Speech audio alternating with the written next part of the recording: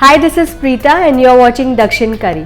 Sankrant is round the corner, which is also the harvest time. Harvest festival is big in India, and all over India you are going to be seeing people harvesting their new crops.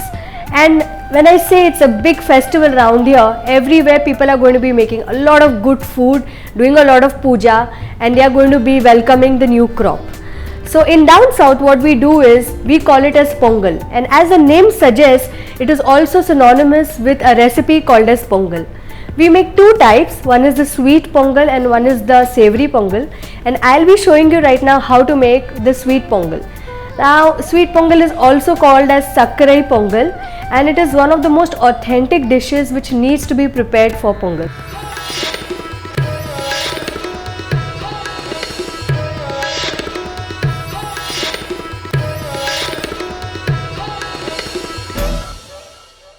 Now the ingredients that go into making of Sakkarai Pongal are really easy to find in your kitchen. Let's have a look. The main ingredient is going to be rice. Here I've used around half a cup of rice. Now because this is the harvest time, you're going to be using the new crop. So the rice that you use will not take in too much water. But if you are using old rice for the recipe, the water content is going to change. So please keep that in mind. Apart from that, the other ingredients are around 2 tablespoons of moong dal, 1/4 cup of ghee. I have cardamom powder here, some dry fruits, there's raisins and cashews, 1/4 cup of freshly grated coconut, 1/4 cup of milk and 3/4 cup of jaggery. And last but not the least, loads and loads of water for cooking this, because the texture has to be really nice and smooth. The rice has to get nicely mashed along with the dal. Now what I'm going to do is, I'm going to be roasting the rice.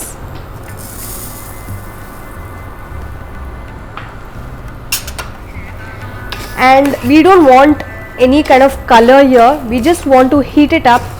So the minute you feel that the rice is getting hot, you can remove it, because after that what I'm going to do is I'm going to wash it and then cook it. Now if you want to save time, what you can also do is you could probably grind this coarsely and then make it. Now when they do it in pots, it's completely different. They actually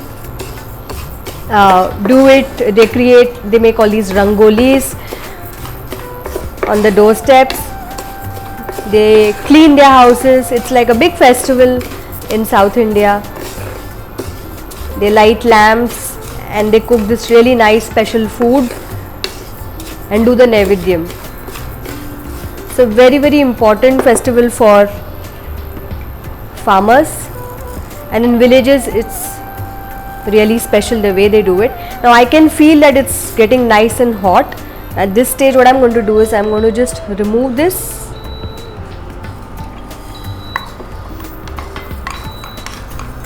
Like I told you, I don't want any color. Now in the same pan I'm going to add this dal. As you can see, I am using only moong dal in this recipe.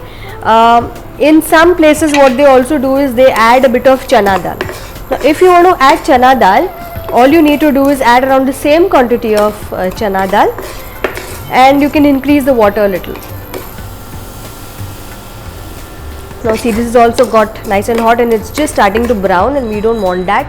I'm going to add this also. Now what I am going to do is, I am going to melt my jaggery in the meanwhile. So I have some water here, half a cup, and I am going to be adding the jaggery. Now the idea to melt the jaggery is to strain it. I want to strain this mixture, because if there are any impurities, they'll get removed. So let's just allow this to melt. So what I've done is I have washed the rice along with the dal and kept it aside, and as you can see the jaggery is also melted. So what I'm going to do is now strain it. Now what I'm going to do is just keep this aside for a while. I have a kadhai here. Let's not waste any time. What we will do is we'll add the water that's required to cook the pongal. So I'll be taking around 3 cups of water here. Actually 2.5 should be enough. So I am using new rice. So let me take just 2.5. What you can do is you can use boiling water also. Now let us just allow this to come to a nice boil, and in the meanwhile let's strain this jaggery.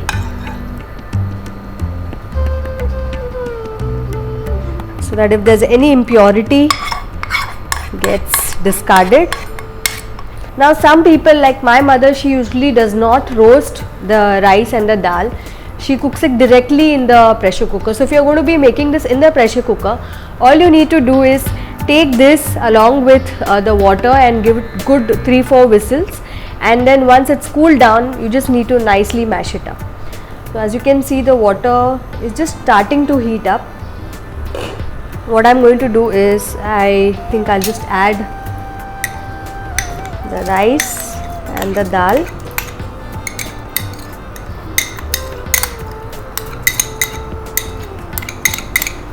And I'm going to give this a good mix. And now what we need to do is just cover this well and cook it till it's nice and pasty. Let's have a look at how our rice is doing. Now there's still some time for it to get completely cooked. At this stage I'll be adding the milk. Now actually you can cook the rice and the dal with the milk right from the start, but it's just that I wanted the rice to first get like say half cooked and then add the milk to finish the cooking. If you want, you can add a bit of cardamom powder at this stage. I'll be adding some later on also, but just a little, just a dash. I'm going to mix this well.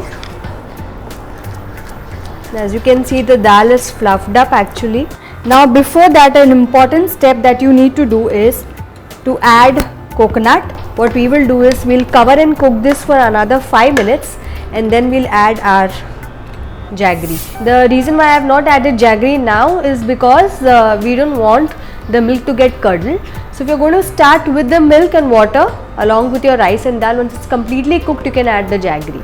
So let us wait for the rice to cook. Another 5 minutes, it should be almost done, because there's still a little bit of cooking that will be done when you're going to be adding the jaggery water also. So let's just wait for that.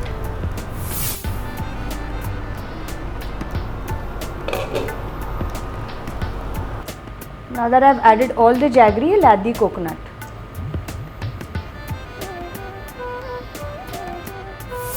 Now that the jaggery has been added, it's all come down nicely. You can have a look. I'll be adding lychee powder, and I'll be adding little bit of ghee. The rest I'll be using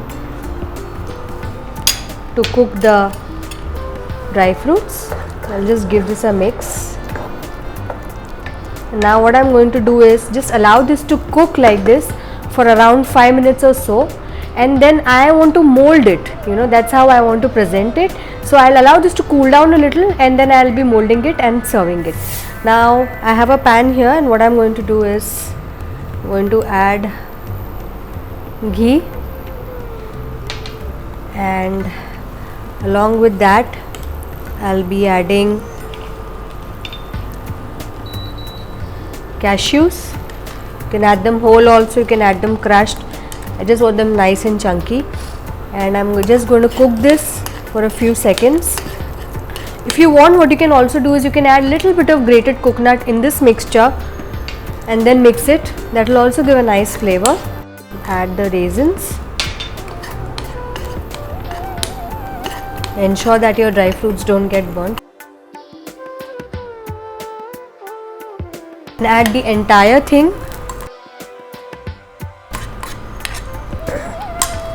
And what we'll do is we'll just give this a mix, and then once it's cooled down, we'll mold it and then we'll serve it. So here I have my plate of Sakkarai Pongal. I've tried to make it look a little traditional.